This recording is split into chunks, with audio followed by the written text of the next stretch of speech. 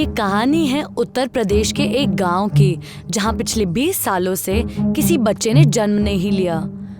हर घर बच्चे की किलकारियों से खाली और सूना पड़ा है।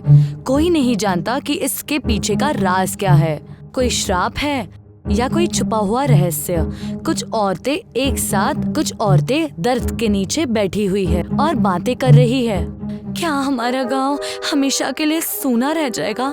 मेरी शादी को 18 साल हो गए, लेकिन गोद अब तक खाली है। मैंने हर मंदिर में मन्नत मांगी, लेकिन हर प्रथा की, पर मेरी गोद अब भी खाली है।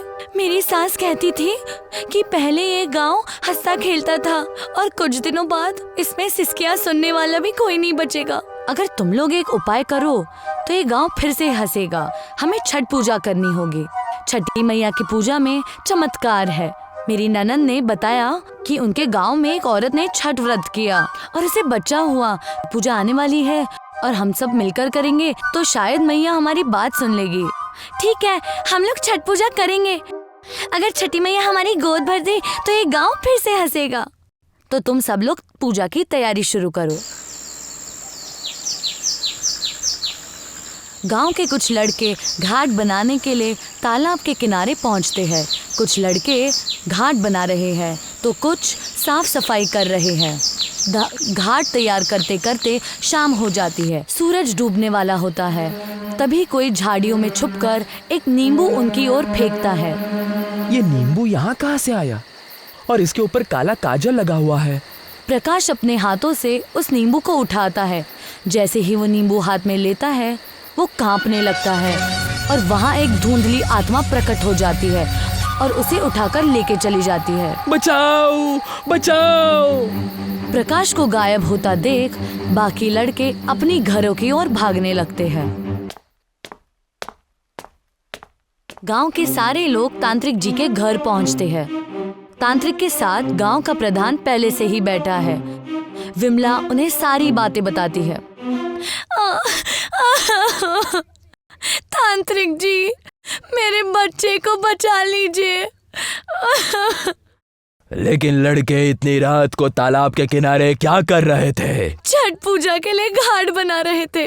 तभी तो बच्चे गायब हुए हैं। छठ पूजा की वजह से ही तो हमारे कस्बे का ये हाल हुआ है। हमने तो सुना है कि पहले भी हमारे कस्बे में छठ पूजा हुई थी। उस वक्त से ही बच्चे गायब होने लगे थे। फिर कस्बे वालों ने ये पूजा छोड़ दी। लेकिन हमने तो ऐसा पहले कभी नहीं सुना। नहीं सुना तो अब देखो, गायब होते हुए बच्चों को।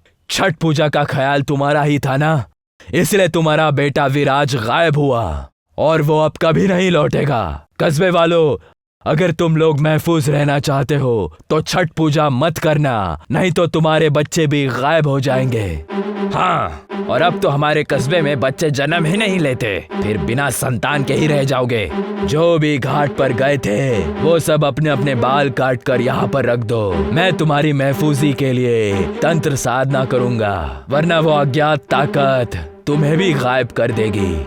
तांत्रिक की बात सुनकर घाट तैयार करने गए लड़के अपने थोड़े थोड़े बाल तांत्रिक की थाली में रख देते हैं। तांत्रिक वहां बैठकर एक डरावनी मुस्कान देता है। सभी लोग अपने घर चले जाते हैं। तांत्रिक उन लड़कों के बालों से हवन कर रहा है। जैसे ही वो बाल अग्नि में डालता है, कुछ लड़कों की त्वचा धीरे धीरे काली पड़ जाती है, जैसे उनके शरीर पर कोयले की राख चिपक गई हो। ये दृश्य देखकर गांव के लोग डर जाते हैं। विमला अपने बेटे प्रकाश की तस्वीर के सामने बैठकर सिसक रही है। गांव की कुछ औरतें अंदर आती है और उनके चेहरे पर चिंता और सहानुभूति है। विमला, मत रो, तांत्रिक जी के शरण में जा, वही प्रकाश को वापस लाएंगे। हाँ, कल रात सारे बच्चे अजीब हरकतें कर रहे थे। अच्छा है उन्होंने तांत्रिक को बाल दे दिए। तांत्रिक ने सबकी साधना करके सबको बचा लिया, वरना सब गायब हो जाते थे। मैं तो कहती हूँ छठ पूजा मत करो, वरना सब गायब हो जाएंगे। नहीं, मैं छठ पूजा करूंगी। छठी मैया ही मेरे प्रकाश को बचाएंगी और वापस लाएंगी, और इस गांव का श्राप भी टूटेगा। सबके घर बच्चे होंगे। विमला, जिद मत करो, तांत्रिक जी के शरण में चल, वही बच्चे को बचाएंगे। छठ पूजा से तो और मुसीबत आएगी। मुझे किसी तांत्रिक की जरूरत नहीं। छठी मैया पर मेरा भरोसा है। मैं पूजा करूंगी चाहे जो हो जाए, लेकिन हम सब पूजा नहीं करेंगे। हमें हमारे बच्चों को मुसीबत में नहीं डालना। सारी औरतें वहां से चली जाती है। विमला अपने बच्चे की तस्वीर को सीने से लगाए वहीं बैठी रहती है। प्रधान तांत्रिक के घर में बैठा है। वहाँ हवन की आग जल रही है। पास में ही गांव के सभी लड़कों के बाल रखे गए हैं। वहाँ पर प्रकाश बेहोश पड़ा है। बस कल छठ पूजा है, बस एक बार ये पूजा रुक जाए, फिर मेरा मकसद मुकम्मल हो जाएगा।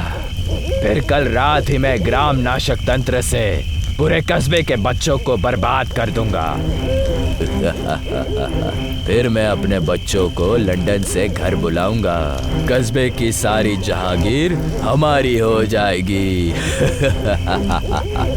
कस्बे की सभी औरतें तो मान गई कि वो छठ पूजा नहीं करेंगी, बस वो विमला रुक जाए। ये लोग आपस में बात कर रहे होते हैं, तभी तांत्रिक को कोई आवाज लगाता है। तांत्रिक जी, ये तो विमला के शौहर राम की आवाज है। चलो उसे विमला के खिलाफ भड़काते हैं। वो एक ही है जो विमला को रोक सकता है, उसे यही बुला लो ना। अरे बेवकूफ, उसका बेटा यहाँ बेहोश पड़ा है। प्रधान और तांत्रिक बाहर राम के पास आते हैं। राम की आंखों में अपने बेटे के लिए आंसू है। राम, मैं तुम्हारा दुख समझ सकता हूँ, क्योंकि मैं भी तो एक बाप हूँ। राम, तुम फिक्र मत करो, मैं तुम्हारे बच्चे को वापस लाऊंगा। बस तुम्हारी बेगम को कल छठ पूजा करने से रोक दो। ये भी सुन लो, अगर तुम्हारी बेगम ने छठ पूजा की तो तुम्हारा लड़का कभी नहीं लौटेगा। मैं किसी भी हाल में विमला को पूजा करने नहीं दूंगा। राम गुस्से में अपने घर की ओर निकल जाता है।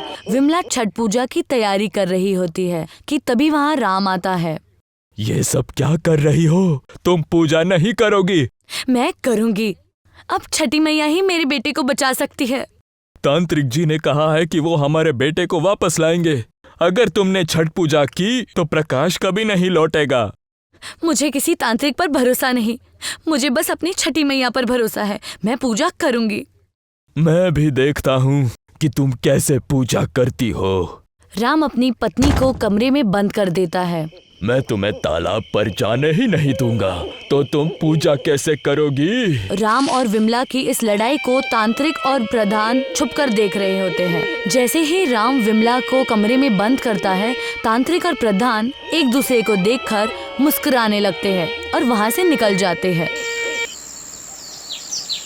आज छठ का दिन है। राम ने विमला को कमरे में बंद कर दिया है और खुद दरवाजे पर खड़ा पहरा दे रहा है। राम खिड़की से झांकता है तो देखता है विमला पूजा के लिए पकवान बना रही है और अर्घ देने की तैयारी कर रही है। ये सब बेकार में क्यों कर रही हो विमला? जिद मत करो, मैं तुम्हें पूजा के लिए तालाब में नहीं जाने दूंगा। आप नहीं जाने देंगे तो कोई बात नहीं। अगर मेरी भक्ति में शक्ति होगी तो अर्घी लेने छठी मैया खुद आ जाएगी। समय बीतता जाता है। धीरे धीरे शाम का समय हो जाता है। शाम का समय हो गया है। तांत्रिक और प्रधान दोनों बैठे हुए हैं। सामने तांत्रिक अग्नि प्रज्वलित करते हैं और ग्राम नाशक तंत्र साधना शुरू करते हैं। उनके सामने विमला का बेटा प्रकाश बेहोश पड़ा है। ग्रामम नास्ति रक्ते पिशति काल रात्रि सन्नादति। शाम का वक्त हो गया है। डूबते सूरज को अर्घी देने का समय हो गया है। विमला अर्घी देने की तैयारी करती है। उसका पति राम दरवाजे पर खड़ा है और दरवाजा बंद है। हे छठी मैया, अगर मेरी भक्ति सच्ची है तो मेरा अर्घ स्वीकार करने आइए। मैं खुद आपके पास नहीं आ सकती। छठी मैया का प्रकोप जाग उठा। गांव की हवाएं सिसकने लगी, जैसे कोई प्रलय आने वाला हो। हवा की योजना बढ़ जाती है। पेड़ की डालियां टूटने लगती है।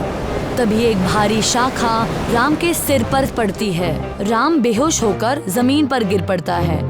हवा का जोर इतना तेज होता है कि बंद दरवाजा जोर जोर से हिलने लगता है और दरवाजा खुल जाता है।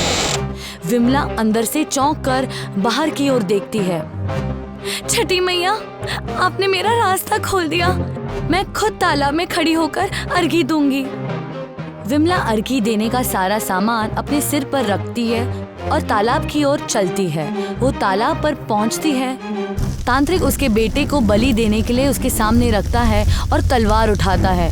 तभी विमला अर्घी देने के लिए तालाब में प्रवेश करती है और सूर्य देव को अर्घी देती है।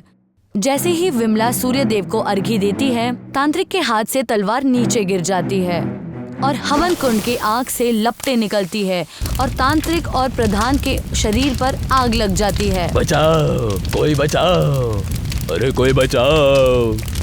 गांव के सभी लोग तांत्रिक के घर आते हैं। प्रकाश वहीं बेहोश पड़ा है और तांत्रिक और प्रधान वहीं आग में जल रहे हैं। बचाओ, बचाओ, कोई मुझे बचाओ। पहले ये बताओ, ये प्रकाश यहाँ क्या कर रहा है? सच बोलो। मैंने ही गायब किया था प्रकाश को, लेकिन मेरी गलती नहीं है। प्रधान के कहने पर पूरे कस्बे पर ग्राम नाशक तंत्र इस्तेमाल किया था और विमला छठ पूजा करके उसे तोड़ने वाली थी, इसलिए मुझे प्रकाश को गायब करना पड़ा ताकि तुम खौफ के मारे छठ पूजा ना करो। छोड़ दो, इन लोगों को जलने दो, कोई बचाना मत। देखो, हमारे बच्चों के बाल वो है, उन पर भी तंत्र साधना की थी इसने, तभी वो अजीब हरकतें कर रहे थे। गांव के लोग तांत्रिक और प्रधान को नहीं बचाते, वो जलकर मर जाते हैं। जैसे ही विमला सूर्य देव को अर्घी देती है, उसका बेटा प्रकाश होश में आ जाता है और वो तांत्रिक के घर से भागता हुआ तालाब के पास पहुंचता है। गांव के लोग भी प्रकाश के पीछे पीछे तालाब के पास पहुंचते हैं और वो सब देखते हैं कि विमला वहां छठ पूजा कर रही है। विमला, धन्य हो तुम, छठ पूजा करके तुमने अपने बच्चे को बचा लिया। मैंने तो पहले ही कहा था, छठी मैया मेरे बच्चे को जरूर बचाएगी। अब हम लोग भी छठ पूजा मनाएंगे। गांव के सभी लोग हर्ष और उल्लास के साथ छठ पूजा करते हैं और गांव पर तंत्र का प्रभाव खत्म हो जाता है और सबके घरों में फिर से किलकारियां गूंजने लगती है। गांव में खुशियां लौट आई है।